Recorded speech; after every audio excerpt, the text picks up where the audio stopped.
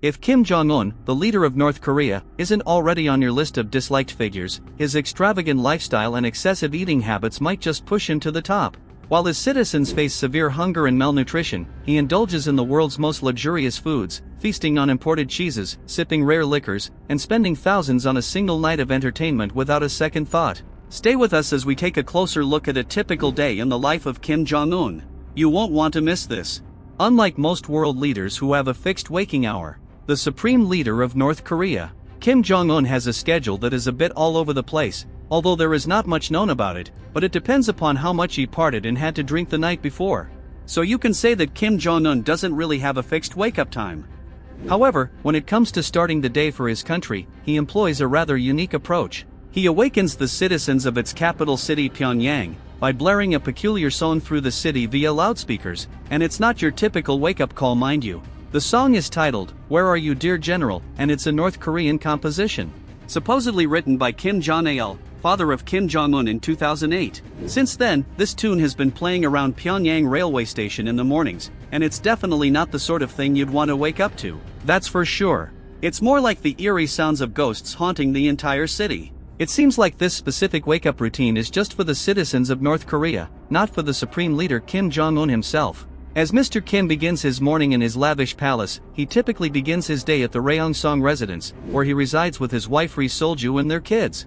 This residence is also known as the Central Luxury Mansion, and it was constructed in 1983. Now it's clear that the Raeong residence isn't an ordinary residence, because this is where Kim Jong-un, or as the people of North Korea call him, the supreme leader, resides. This palace contains all the fancy amenities like lakefront banquet halls, a substantial 15-meter wide and 50-meter long swimming pool, with a water slide and a running track. Moreover, it has an athletic field, a spa and sauna, horse stables with a riding area, a shooting range, a horse racing track and whatnot. Coming back to his daily routine. Now, if we think about what an ordinary person does after rolling out of bed in the morning, it's usually a quick trip to the bathroom, right? But hold on, because it appears that Kim Jong-un might not be part of the Blue Regulars Club. Yes, you heard it right. You know, North Korea has come up with quite an unusual claim about their godly leader Kim Jong-un. Apparently they're saying he's so devoted and hardworking to help the Korean people prosper that they burn all their energy and there is simply no waste, and believe it or not, they've made similar claims about his father, Kim Jong-il, and even his grandfather, Kim Il-sung, in the past. It might sound a bit funny to you, but that's what the North Koreans believe, or are perhaps strongly encouraged to believe. No one can really say, now nobody in their right mind would believe something so impossible. The thing is, North Koreans are brainwashed to such an extent that they see their dictator as a supreme leader as a god, so they idolize him as a holy personality. The regime shaped their thinking in such a way that they believe their leader doesn't need to bother with earthly matters like using the toilet. If you listen to their stories, the common citizens of North Korea that escaped the country where they got the chance to share their story with the rest of the world, they reveal how they survived in this isolated country. They brainwash us since our birth, and they tell us that Kims are gods, so that I will think that Kim Jong-un can read my mind, and I thought that if I think bad things, he's gonna kill me, because he can read my thoughts. But does Kim Jong-un care? Absolutely not. He begins his day with a freshly brewed cup of coffee as if he has the busiest schedule known to mankind. Of course, for the supreme leader whose days must be overflowing with earth-shattering responsibilities, a cup of coffee is the ultimate fatigue-fighting solution right now. That's probably the only common thing most people can relate to the morning cup of coffee, but don't jump to conclusions too quickly because the similarity ends right there. While many of us might go for an ordinary cup of joe, the North Korean leader goes all out, picking only the best exotic coffee blends money can buy, and you can bet it costs a pretty penny. Kim is a fan of the finest Brazilian coffee. This coffee is just one of many luxury items he imports, both for his personal enjoyment and for the privileged circle surrounding him. Historical data suggests that it often goes up to $500 per pound in 2016 alone. North Korea reportedly flew in almost $1 million worth of Brazilian coffee for its supreme leader. However, it's not merely the price tag that sets it apart, it's also its rarity and difficulty to obtain within North Korea, making it a symbol of Kim Jong-un's extravagant lifestyle and authority. This coffee is just one example of his opulent taste, and we can only hope he shares some of it with his friends and family after getting his early morning caffeine fix. It's time for Mr. Kim's grand breakfast. But did you know, almost half of North Korea's population hardly has anything to eat? A UN report suggests an estimated 12 million North Koreans are struggling with hunger and food shortages.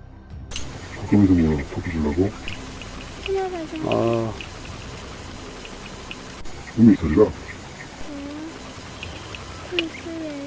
가만히 좀 와, 어디? 엄마. 뭘 먹고? 어?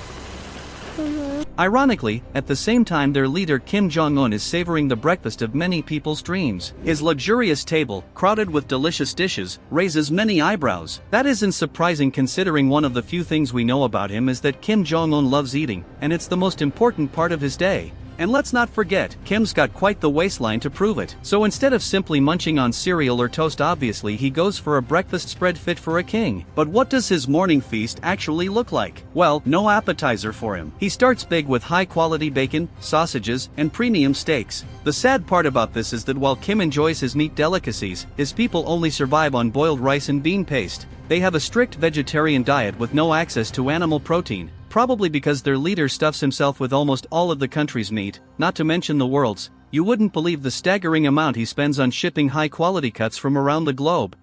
Kim's weight has more to do with his undying love for Swiss Emmental cheese. He got a taste of it while studying in Switzerland, and the rest is history. There was no prying this luxurious aromatic cheese from his hands. His obsession with it even took a dark turn when he got gout due to it in 2014. But did he stop eating it? Seems doubtful. The same year, North Korean officials went to a French dairy school to get more fancy cheese for their leader. They wanted to learn how to make it, but got turned down. Knowing this notorious ruler, he would have somehow found a way to get his hands on it. Nothing is out of his reach, no matter how expensive, rare, or even banned. You heard that right. The North Korean ruler adores lobster and caviar too, both items banned from entering North Korea by the UN, but no ban is stopping him. Kim still imports the finest Caspian Sea caviar and high-quality lobster to satisfy his fancy seafood cravings, even though he and his father, who also loved lobster, tried to set up a freshwater lobster farm at home. It never took off, so gotta resort to importing. Another seafood rarity he enjoys is shark fin soup, a controversial dish fit for a controversial leader.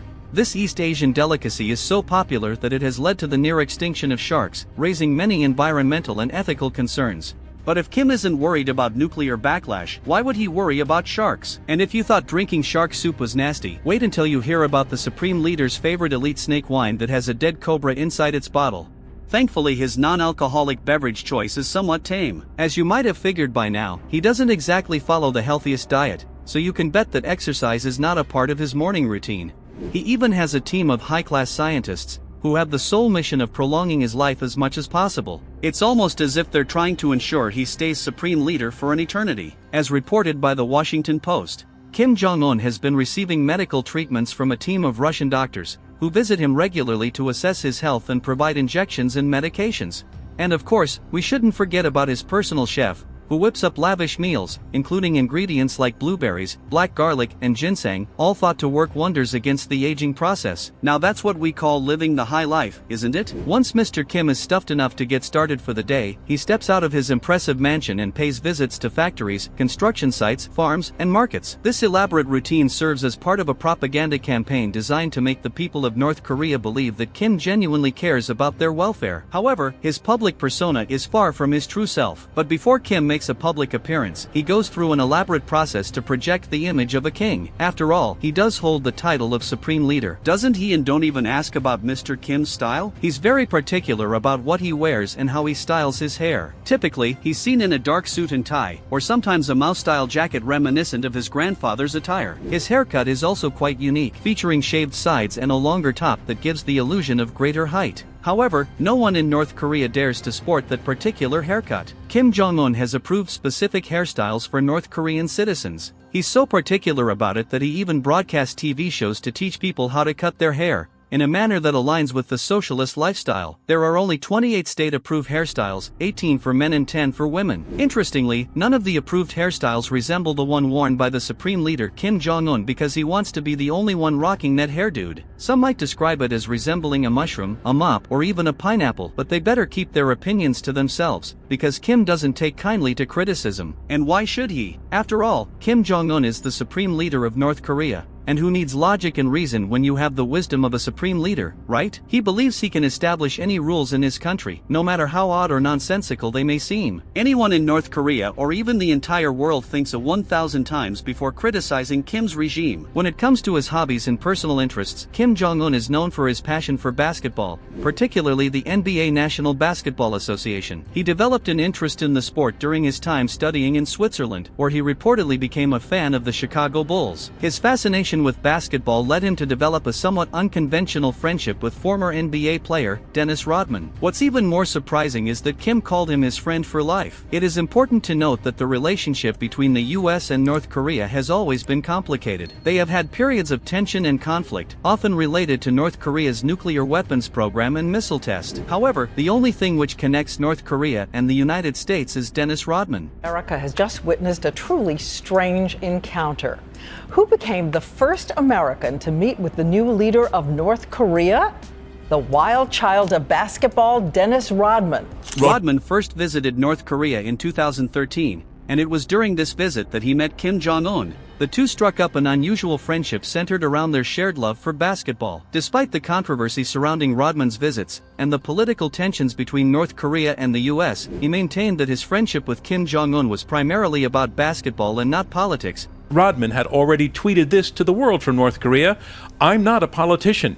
Kim Jong-un and North Korean people are basketball fans. I love everyone." His tweet did not note that use of Twitter is forbidden to citizens of the country he had just come to love. In public appearances, Kim is hardly ever spotted without one of his numerous high-end watches gracing his wrist. According to the Telegraph newspaper, his personal collection is valued at more than a staggering $8.2 million.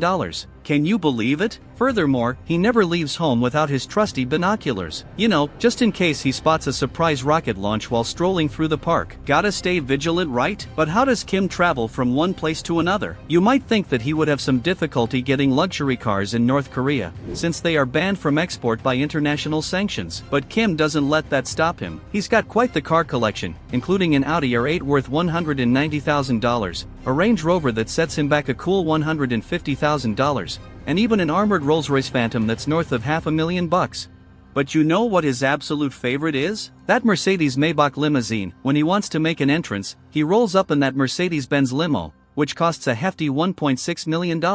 Not just that, he's got a bunch of other fancy sports cars and race cars in his garage totaling over 100 luxury vehicles. Just to give you an idea, he once drove his $500K Rolls-Royce Phantom to meet with Mike Pompeo, the former CIA director. But that's not even the end. Kim Jong-un also spends lavishly on other things that most North Koreans can only dream of. Take for instance, Kim's 95-foot luxury yacht. Most people can only dream of owning a yacht. Kim Jong-un is a proud owner of the 95 M1 My Princess, and don't even dare to think that it's just any yacht. This impressive yacht is estimated to be worth an estimated $7 million, and is used for official state visits and leisure trips. It is owned by the French multinational conglomerate Louis Vuitton Mode Hennessy, known as LVMH, renowned for luxury brands like Louis Vuitton and Christian Dior.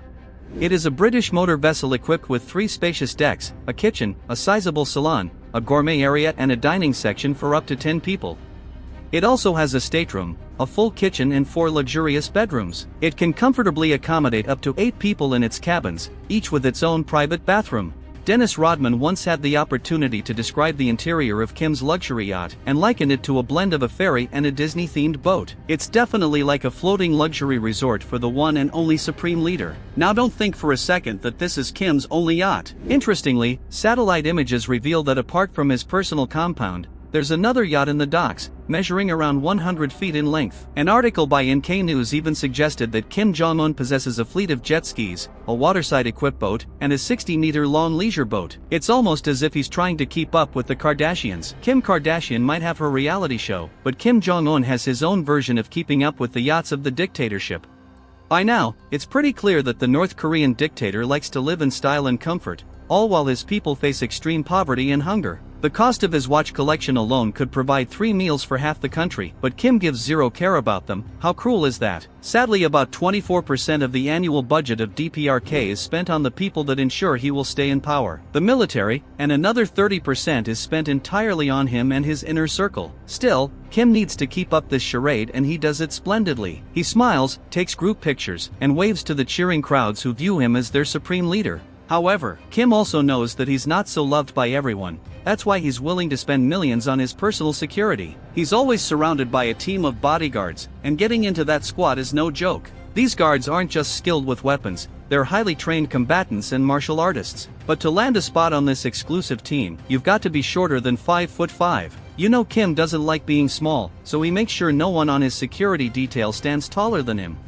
Additionally, Kim lives in a heavily guarded house that has tall walls, tight security checks, and surveillance cameras. He also uses encrypted communication to keep his conversations secret, and relies on a small group of loyal advisors who support him. This extensive security plan is what protects him throughout the day. The North Korean leader travels on 3 identical planes to confuse potential threats and reduce the risk of being shot down.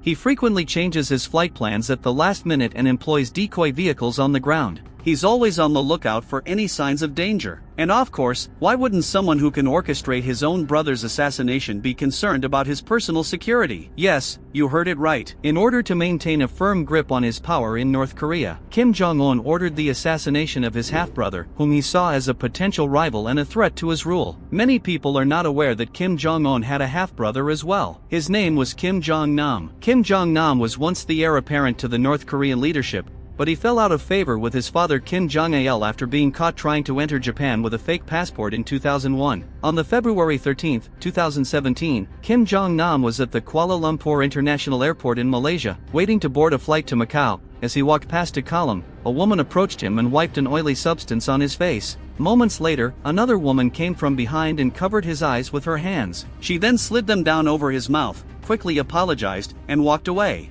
The substance that was smeared on Kim Jong-nam's face was VX nerve agent, one of the most deadly chemical weapons in the world. It causes paralysis, convulsions, and death by suffocation. Kim Jong-nam died within 20 minutes of the attack, before he could reach a hospital. The assassination was caught on CCTV cameras and sparked an international outcry. It is believed that the mastermind behind this attack was none other than his own brother Kim Jong-un. But why did he do that? Well, people say that Kim Jong-un feared that his brother could challenge his authority or undermine his image as the sole leader of North Korea, and it seems clear that he succeeded in his plans.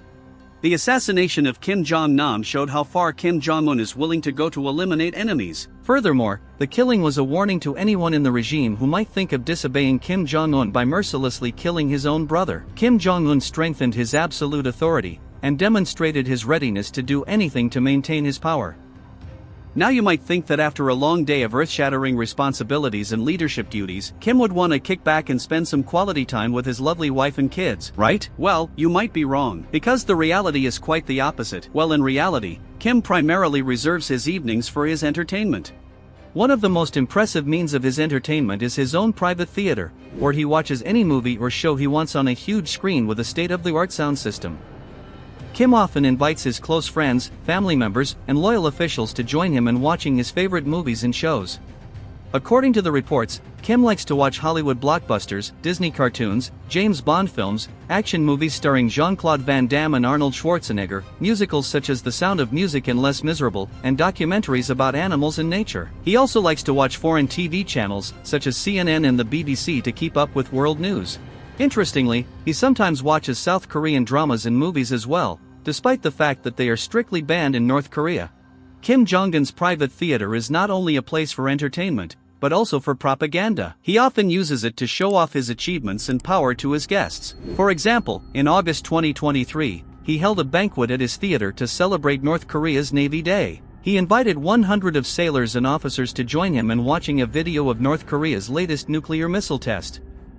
The video showed a scale model of a nuclear missile, decorated with flowers and flags on a stage in front of the screen. The guests cheered and applauded as they watched the missile launch into the sky. When talking about entertainment, it's impossible to ignore Kim Jong-un's extravagant parties. He's famous for throwing lavish parties that take luxury to a whole new level.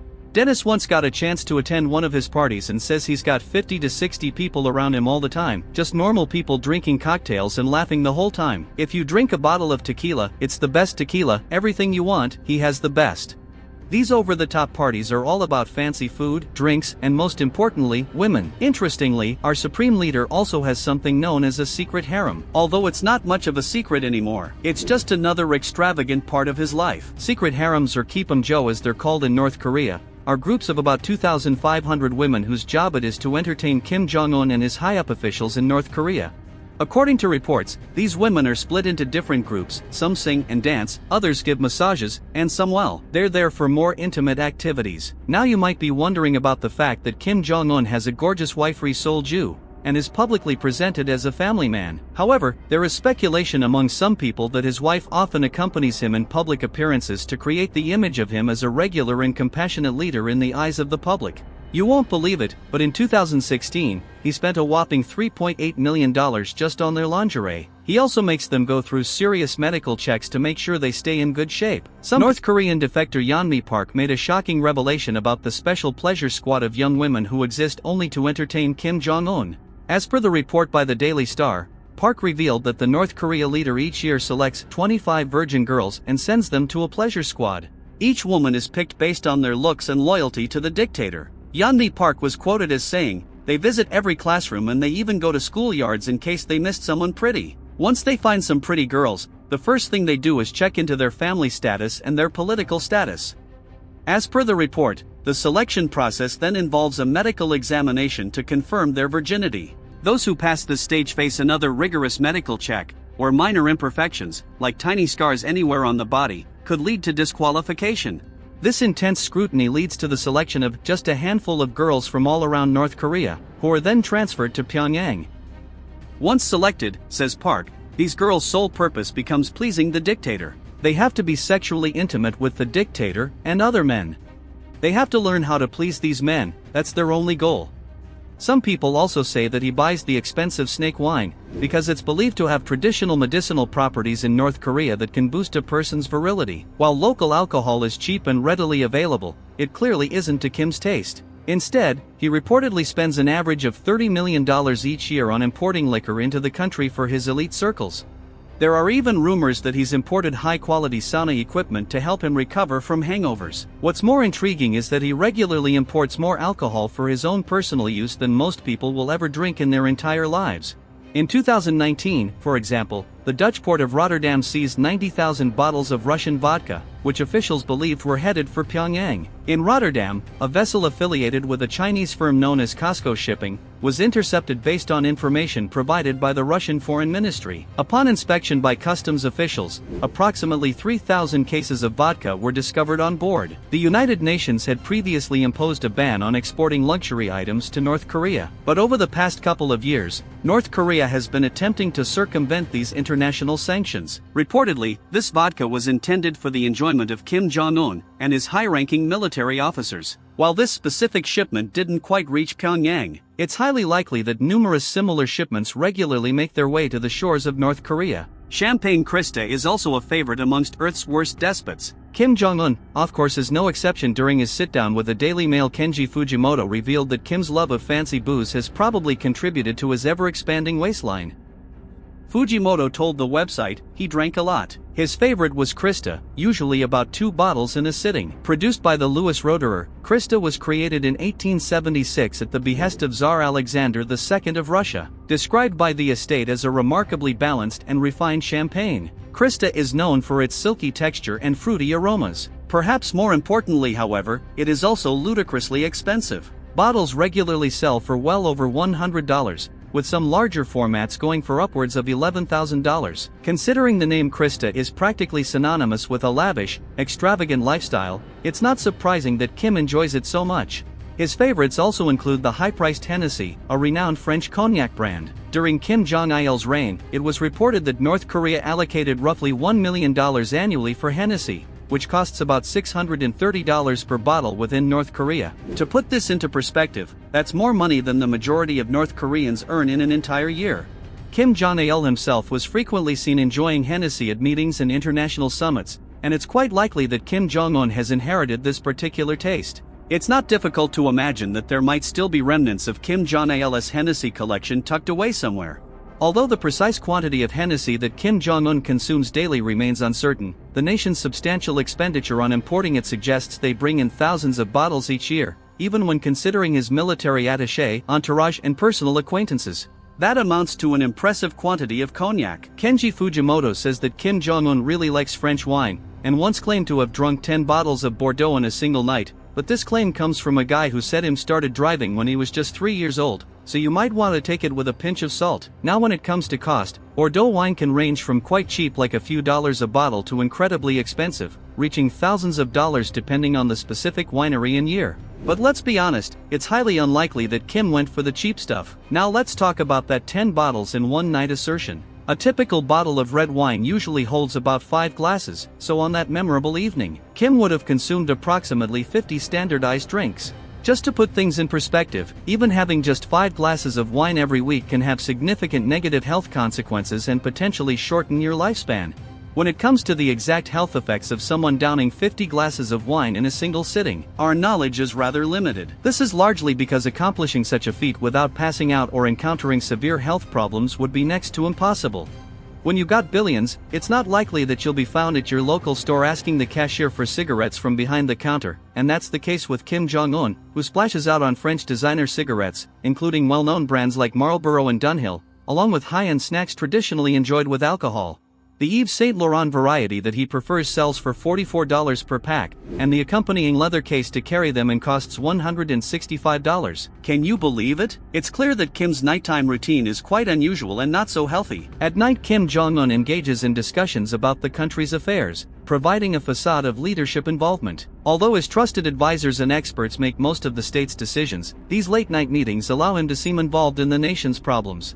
This symbolic participation allows Kim Jong-un to maintain the image of a leader who is genuinely concerned about his country's affairs, even though the practical decision-making often rests with his advisors. Finally, after a day filled with unsettling activities like executions and excessive eating and partying, he faces sleep problems, mainly due to a combination of factors. As we know, Kim indulges in heavy drinking, often to the point of passing out drunk. It will not be wrong to say that he can't seem to fall asleep without consuming a significant amount of alcohol beforehand.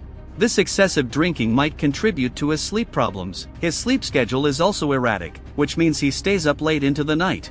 One reason for this is his reported insomnia, which makes it hard for him to get a good night's sleep. Insomnia can be linked to a troubled mind or feelings of guilt, which could be relevant in his case, but it's not just his mental state that affects his sleep. Unhealthy habits like overeating and a growing dependence on alcohol and nicotine are also likely culprit. Kim Jong-un has a taste for expensive food and drinks, which can take a toll on his health. Additionally, some North Koreans who have managed to escape the regime claim that Kim Jong-un is deeply paranoid about being assassinated in his sleep. Given the controversial actions he's taken, like executing his own uncle and oppressing his nation, it's understandable that such paranoia could affect his psychological well-being. What do you think is the most surprising or shocking thing about Kim Jong-un's daily life that you did not expect? Let us know in the comments below, and make sure to hit the like button, subscribe to our channel for more exclusive content on luxury lifestyles, and turn on notifications so you never miss an update.